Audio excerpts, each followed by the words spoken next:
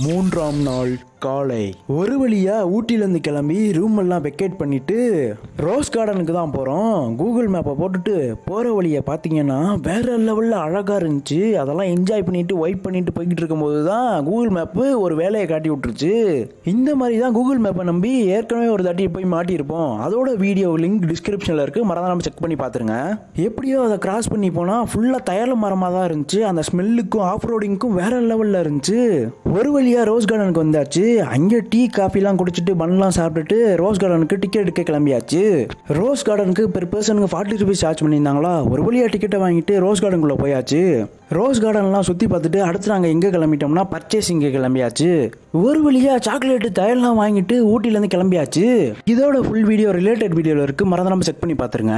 போகிற வழியில் நம்ம அண்ணன்ட்டு வண்டி பஞ்சர் ஆயிடுச்சு. அவ்வளோ கஷ்டப்பட்டு எப்படி நாங்கள் வீட்டுக்கு வந்தோங்கிறத ஃபுல் வீடியோ அப்லோட் பண்ணியிருக்கேன், மறந்துடாம செக் பண்ணி பாருங்க. இந்த வீடியோ பிடிச்சிருந்தா மறந்துடாம சப்ஸ்கிரைப் பண்ணிங்களா.